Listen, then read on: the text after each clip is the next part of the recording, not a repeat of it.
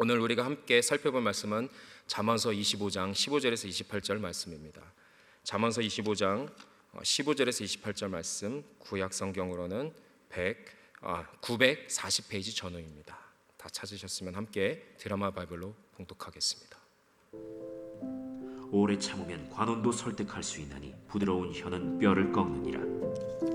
너는 꿀을 보거든 조카리만큼 먹으라. 과식함으로 토할까 두려우니라. 너는 이웃집에 자주 다니지 말라. 그가 너를 싫어하며 미워할까 두려우니라. 자기의 이웃을 쳐서 거짓 증거하는 사람은 방망이요 칼이요 뾰족한 화살이니라. 환난 날에 진실하지 못한 자를 의뢰하는 것은 부러진 이와 위골된 발 같으니라. 마음이 상한 자에게 노래하는 것은 추운 날에 옷을 벗음 같고 소다 위에 식초를 부음 같으니라. 내 원수가 배고파하거든 음식을 먹이고 목말라 하거든 물을 마시게 하라. 그리하는 것은 핀숯을 그의 머리에 놓는 것과 일반이요 여호와께서 내게 갚아주시리라.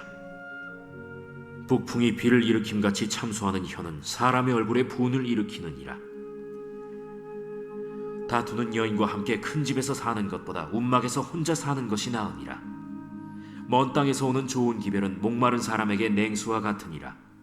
의인이 악인 앞에 굴복하는 것은 우물이 흐려짐과 샘이 더러워짐과 같으니라.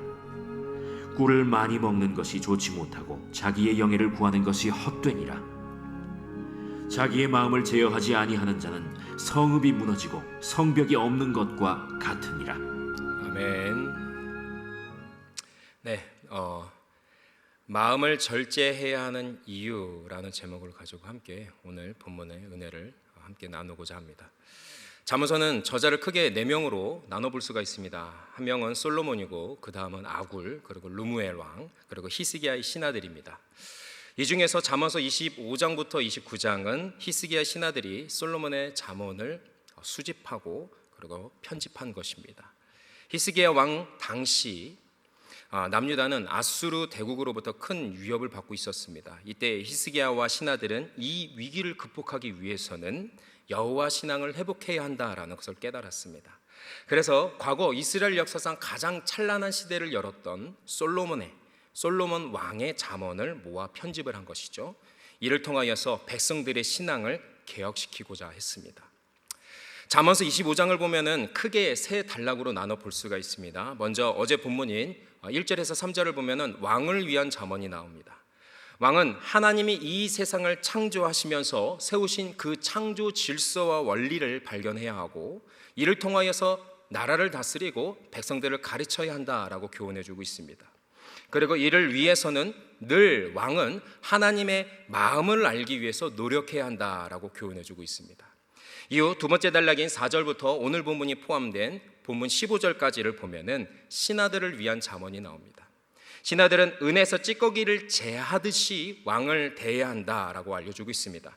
이게 무슨 뜻일까요? 이를 위해서 신하는 왕 앞에서 사리사욕을 모두 다 취하지 말고 품지 말고 또한 아첨하지 말고 올바른 정책을 펼치도록 제시해야 한다라고 말하고 있습니다. 그리고 왕 앞에서 늘 겸손해야 하며 성급히 다투지 말고 남의 허물이나 비밀을 누설하지 말아야 한다라고 교훈해주고 있습니다. 그리고 오늘 본문이 시작됩니다. 오늘 본문 15절을 함께 읽도록 하겠습니다. 15절 말씀입니다. 시작. 오래 참으면 관원도 설득할 수 있나니 부드러운 혀는 뼈를 깎느니라. 아멘. 여기서 오래 참으면이라는 단어는 원어로 직역을 하면은 화를 길게 참으면이라는 뜻입니다. 화를 길게 참으면 관원, 즉 재판장을 설득할 수 있다라는 것이죠. 분노를 절제하며 차분하게 말해야 설득할 수 있고 상대방의 마음을 열 수 있다라는 뜻입니다. 그리고 부드러운 혀는 뼈를 꺾는다라고 합니다. 온유한 태도와 그리고 부드러운 말은 재판장같이 높은 권세를 가진 자들의 그 완악한 마음을 바꿀 수 있다라는 뜻입니다. 즉 신하로서 인내하며 부드러운 말을 함께 할 때에 그 진가가 발휘가 된다라는 것입니다. 이것이 왕을 섬기는 신하로서 갖춰야 할 지혜다라고 지금 알려주고 있는 것입니다. 이후 16절에서 28절을 보면은 25장의 세 번째 단락으로서 우리가 일상에서 필요한 지혜가 무엇인지 설명해 주고 있습니다. 과연 오늘 본문을 통해서 주님은 우리에게 주시는 메시지가 무엇일까요? 다 함께 오늘 본문을 살펴봄으로써 우리 일상에 필요한 지혜가 무엇인지 알아보고 이를 통하여서 주님이 주시는 메시지를 깨달아 은혜 받는 저와 여러분이 되기를 간절히 소망합니다. 자, 먼저 16절에서 17절을 보면은 개인의 삶에 끼칠 수 있는 해악에 대해서 설명해 주고 있습니다. 본문 16절에서 17절의 말씀을 함께 읽도록 하겠습니다. 시작. 너는 꿀을 보거든 조카리만큼 먹으라. 과식함으로 토할까 두려우니라. 너는 이웃집에 자주 다니지 말라. 그가 너를 싫어하며 미워할까 두려워하느니라. 아멘. 16절을 보면은 너는 꿀을 보거든 조카리만큼 먹으라 라고 합니다. 고대 근동에서는 꿀이 매우 귀한 음식이었습니다. 이 꿀은 이 땅에서 누릴 수 있는 가장 즐겁고 유익한 일을 뜻합니다. 주님은 이 좋은 꿀을 적당히 취해야 한다라고 지금 말하고 있습니다. 그 이유는 과식하면 토하기 때문입니다. 즉 우리가 일생을 살아갈 때에 아무리 좋고 유익한 일이라 할지라도 너무 집착하거나 무한정 추구하면은 탈이 난다라는 것입니다. 적당히 멈춰야 할 때를 아는 것이 절제하는 것이 중요하다라고 지금 우리에게 알려주고 있는 것이죠. 그리고 17절을 보면은 이웃집에 자주 다니지 말라라고 말하고 있습니다. 이웃집에 드나든다는 것은 그만큼 가까운 사이를 뜻합니다.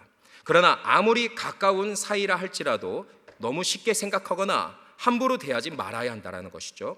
그렇게 하면은 그 가까운 이웃과의 관계가 오히려 증오의 대상으로 바뀔 수 있다라는 것입니다.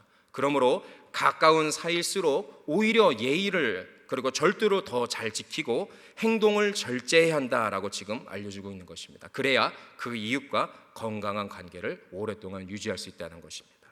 이렇게 주님은 개인의 삶에서 우리가 절제를 해야 되는 이유를, 얼마나 절제가 중요한지를 알려주고 있습니다.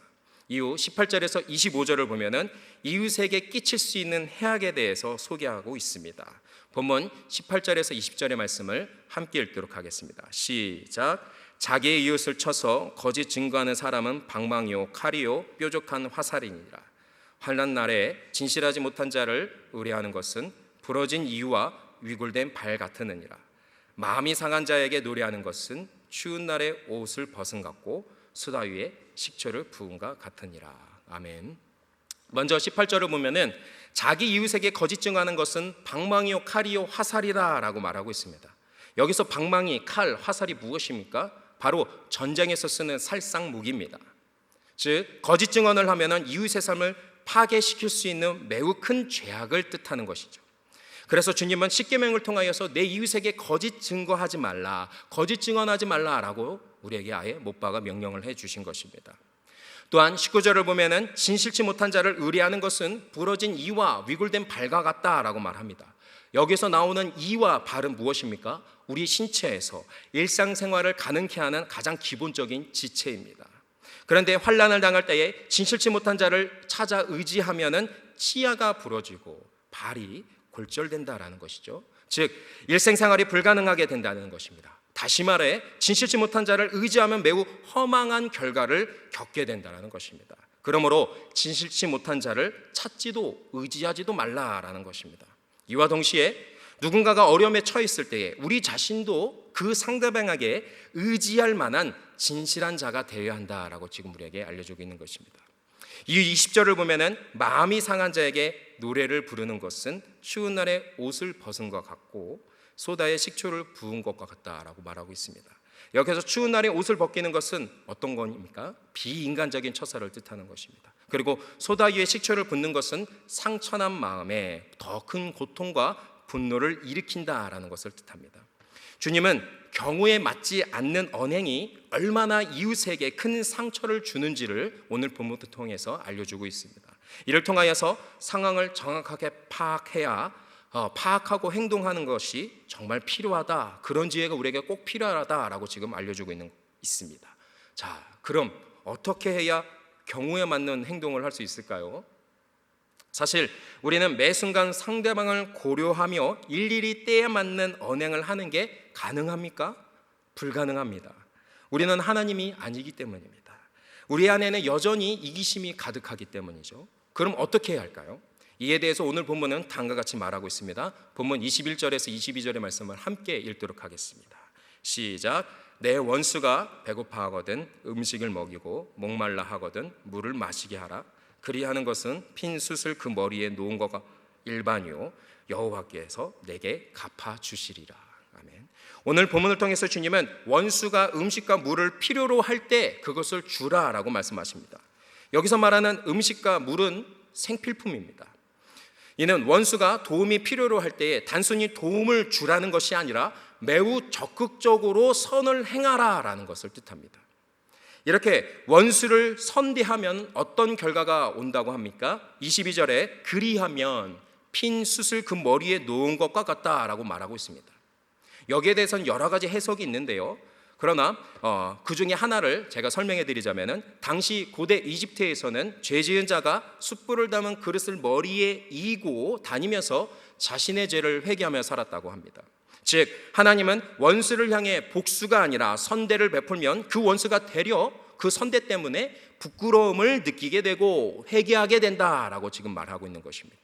그리고 22절 하반절을 보면은 여호와께서 내게 갚아주신다라고 말합니다. 이는 우리가 원수에게 선대하면은 여호와 하나님께서 반드시 우리에게 상급을 주신다라는 뜻입니다. 여기서 갚아주신다라는 단어는 시제가 미완료 시제입니다. 이게 무엇을 뜻합니까? 하나님께서 우리가 원수에게 선대하면은 하나님께서 지속적으로 우리에게 상급을 베풀어 주신다라고 지금 약속해 주신 것입니다. 자, 그럼 이 원수를 향해 선대하는 것과 경우에 합당한 언행을 하는 것이 무슨 상관이 있을까요? 주님은 하나님의 자녀인 우리가 원수를 포함한 모든 사람에게 선대하는 것이 모든 경우에 합당한 언행을 하는 것임을 지금 우리에게 알려주고 있는 것입니다. 앞서 얘기했듯이 우리는 이웃과의 관계에서 상대방의 상황을 다 고려할 수가 없습니다. 그렇기 때문에 원수를 포함한 모든 사람에게 먼저 선대하는 것이 하나님의 뜻이며 지혜라는 것입니다. 항상 거짓 증언하지 말고 진실함으로 대함으로써 그리고 모든 사람에게 차별 없이 선대를 베푸는 것이 적극적으로 하나님의 지혜를 따르는 삶이다라고 지금 우리에게 알려주고 있는 것입니다. 이후 23절에서 25절을 보면은 이웃과의 관계에서 조심해야 할 또 다른 해악에 대해서 우리에게 설명해 주고 있습니다. 본문 23절에서 25절의 말씀을 함께 읽도록 하겠습니다. 시작. 부풍이 비를 일으킨 같이 참소하는 혀는 사람의 얼굴에 분을 일으키느니라. 다투는 여인과 함께 큰 집에서 사는 것보다 움막에서 혼자 사는 것이 나으니라. 먼 땅에서 오는 좋은 기별은 목마른 사람에게 냉수와 같으니라. 아멘. 23절을 보면은 부풍이 비를 일으킨 같이 참소하는 혀는 사람의 얼굴에 분을 일으킨다라고 말하고 있습니다. 여기서 부풍을 일으키는다는 말은 예상치 못한 폭우를 뜻합니다. 그리고 참소하는 혀는 몰래 남의 비밀을 누설하는 것, 중상모략하는 것을 뜻하는 것입니다. 그리고 여기서 사람의 얼굴이라는 단어는 원어 그대로 직역을 하면은요 진노의 얼굴들이란 뜻으로서 공동체를 뜻하는 것입니다. 즉 남을 비방하고 중상모략을 하는 것은 갑자기 폭우를 맞이해서 피해를 입듯이 공동체에게 아주 큰 해를 끼친다라고 지금 우리에게 알려주고 있습니다. 그러므로 공동체를 바르게 세우기 위해서는 비방하거나 헌담하는 것을 멀리해야 한다. 이것이 우리에게 바라시는 하나님의 뜻이다라고 지금 우리에게 알려주고 있습니다. 그리고 24절을 보면은 다투는 여인과 큰 집에서 사는 것보다 움막에서 혼자 사는 것이 낫다고 합니다. 이는 아무리 외적인 환경이나 조건이 아무리 좋을지라도 그 안에 인간관계가 화목하지 않으면, 침묵하지 않으면 소용이 없다라는 뜻입니다. 그러므로 공동체 안에서 갈등과 다툼을 일으키는 사람들을 경계해야 한다라는 것이죠. 자, 그럼 공동체에 좋은 영향을 끼치기 위해서는 어떻게 해야 할까요? 이에 대하여서 25절을 보면은 먼 땅에서 오는 좋은 기별은 목마른 사람에게 냉수와 같다라고 설명하고 있습니다. 이는 우리가 먼저 이웃에게 먼 땅에서 좋은 소식을 전하는 사람이 되어야 한다라는 뜻입니다. 즉 이웃과 공동체에게 목마른 자에게 냉수 같은 친절을 베풀어야 한다라는 것이죠. 그것을 내가 먼저 해야 한다라는 것입니다. 그럴 때 다툼이 가득한 공동체에 하나님의 뜻을 온전히 이룰 수 있다라고 알려주고 있습니다. 자, 이제 마지막으로 26절에서 28절을 보면은 의인이 추구해야 할 삶의 기본 자세에 대해서 다시 반복적으로 알려주고 있습니다. 우리 마지막으로 본문 26절에서 28절의 말씀을 함께 읽도록 하겠습니다. 시작. 의인이 악인 앞에 굴복하는 것은 우물이 흐려짐과 샘이 더러워짐과 같으니라. 꿀을 많이 먹는 것이 좋지 못하고 자기의 영예를 구하는 것이 헛되느니라. 자기 마음을 제어하지 아니하는 자는 성읍이 무너지고 성벽이 없는 것과 같으니라. 아멘. 먼저 26절을 보면은 의인이 악인 앞에 굴복하면 우물과 샘이 더러워진다라고 말하고 있습니다. 고대 근동 사회에서는 우물과 샘은요, 그 마을의 생명줄과 같았습니다. 물이 아주 귀했기 때문이죠. 그런데 의인이 악인의 핍박에 못 견뎌서 타락하면 이 우물이 오염된다라는 것입니다. 이는 의인이 타락하면 자신의 삶뿐만 아니라 그가 속한 있는 공동체와 사회 전반에 큰 악영향을 끼치게 되어 있다는 것입니다. 그렇기 때문에 의인이라 부름받은 사람이라면, 하나님의 자녀라 부름받은 사람이라, 특히 하나님의 종이라 부름받은 사람이라면 어떤 경우에 서든지 나 때문에 다른 사람이 시험에 들지 않도록 늘 깨어 있어야 한다는 것입니다. 이것이 우리를 향한 하나님의 뜻이며 하나님의 사명이라는 것을 우리가 잊지 말아야 한다는 것이죠. 이후 27절을 보면 다시 꿀에 대해서 말씀하고 계십니다. 꿀이 아무리 귀한 음식이라 할지라도 많이 먹는 것은 몸에 좋지 않다는 것이죠. 이와 같이 사람이 자기 영예, 자기의 영광을 구하는 것이 이렇게 헛되다라는 것입니다. 우리에게 영예가 유익한 것이 분명히 있지만 이를 집착하게 되면 스스로 위장하게 되고 스스로 과시하는 유혹에 빠지게 된다는 것이죠. 그렇기 때문에 의인이라고 부름받은 우리 의인이라 부름받은 사람이라면 이런 일을 경계해야 한다는 것입니다. 그리고 마지막으로 28절을 보면은 자기 마음을 제어하지 않는 자는 성벽이 없는 것과 같다고 말합니다. 고대 근동 당시 성읍의 성벽은 매우 중요한 군사 시설이었습니다. 그런데 성벽이 없으면 어떻게 됩니까? 적들의 공격을 막을 수가 없습니다. 적들이 들어와서 약탈을 해도 다 빼앗길 뿐이죠. 오늘 본문에서 주님은 우리 마음을 우리가 다스리지 않으면 이와 같다라고 말씀하십니다. 생각해 봅시다. 우리가 마음을 절제하지 않으면 어떤 일이 일어납니까? 분노를 절제하지 않으면 분명히 다른 누군가에게 상처를 주게 됩니다. 그리고 더 나아가서 폭력을 행하게 되고 살인이 일어나게 되는 것이죠. 정욕을 절제하지 못하면 어떻게 됩니까? 간음의 죄를 저지르게 되어 있습니다. 또한 물질에 대한 욕망에 눈이 어두워지면 그 물질로 인하여서 파멸의 길을 걸어가게 됩니다. 의지를 잘 다스리지 못하면 태만하거나 그릇된 행동을 낳게 됩니다. 이처럼 우리는 마음을 절제하지 못할 때 비참한 결과를 맞이하게 됩니다. 그렇기 때문에 우리는 마음의 성벽을 잘 쌓아야 한다는 것이죠. 마음을 잘 다스리는 훈련을 평생 해야 한다는 것입니다. 그럴 때 그 모든 어려움과 위기로부터 우리의 삶을 지킬 수 있으며 견고하게 세울 수 있다라고 말하고 있는 것입니다. 주님은 잠언서 4장 23절에 분명히 말씀하셨습니다. 모든 지킬 만한 것 중에 더욱 내 마음을 지키라. 생명의 근원이 이에서 남이니라. 그러므로 하나님의 자녀로 부름받고 의인이라 칭함받은 우리는 우리의 마음을 절제하는 데 늘 힘써야 합니다. 그럴 때 우리는 주님이 예비하신 그 구원의 길을 끝까지 온전히 따라갈 수 있는 것입니다. 그럼 어떻게 우리 마음을 다스려야 할까요? 우리의 힘과 노력으로 됩니까? 아닙니다. 그래서 주님은 우리에게 그 방법을 분명히 알려주셨습니다. 두 가지로요. 그 첫 번째 방법입니다. 빌립보서 4장 6절에서 7절의 말씀 함께 읽도록 하겠습니다. 시작. 아무것도 염려하지 말고 다만 모든 일에 기도와 간구로 너희 구할 것을 감사함으로 하나님께 아뢰라. 그리하면 모든 지경에 뛰어난 하나님의 평강이 그리스도 예수 안에서 너희의 마음과 생각을 지키시니라. 네, 그렇습니다. 주님께 모든 일에 대하여 기도하고 간구함으로써 감사함으로 알아낸 것이죠. 그럴 때 모든 지각에서 뛰어난 주님의 평강이 예수님 안에서 우리의 마음과 생각을 지켜주실 것입니다. 이것이 첫 번째 방법입니다. 두 번째 방법은 다음과 같습니다. 히브리서 4장 12절에서 13절의 말씀 함께 읽도록 하겠습니다. 시작. 하나님의 말씀은 살아있고 활력이 있어 좌우의 날선 어떤 것보다도 예리하여 혼과 영과 및 관절과 골수를 찔러 쪼개기까지 하며 또 마음의 생각과 뜻을 판단하나니 지은 것이 하나도 그 앞에 나타나지 않음이 없고 우리의 결산을 받으실 이의 눈앞에 만물이 벌거벗은 것 같이 드러나느니라. 아멘. 우리의 마음을 다스리기 위해서는 매일 말씀을 읽고 듣고 묵상하고 암송하고 연구해야 된다는 것이죠. 그 말씀이 우리의 변질된 심령을 깨닫게 해주시고 뜯어 고치게 하며 회복시키며 다스릴 때에 비로소 우리의 심령은 다시 주님의 뜻을 따를 수 있고 악인의 길에서 돌이킬 수 있다는 것입니다. 그러므로 우리 함께 지금 이 순간에도 이 자리에 앉아 있을지라도 요동치고 있는 우리의 심령을 다시 주님 앞에 다 고백하고 기도함으로써 그래서 그 주 심령에 주님의 말씀을 온전히 심고 묵상하고 그리고 고침받고 다스림 받아서 우리에게 허락하신 이 믿음의 경주를 그 어떤 상황 속에서도 주님이 주신 참된 지혜를 의지하며 걸어가며 열매 맺는 저와 여러분이 되길 간절히 소망합니다. 그래서 우리가 속해 있는 가정과 교회 공동체를 주님의 뜻대로 주님의 말씀대로 기도의 능력으로 온전히 세워나가고 풍성히 복음의 열매를 맺어가는 저와 여러분 우리 성만교회 성도들 모두가 되시기를 예수님의 이름으로 간절히 기도합니다.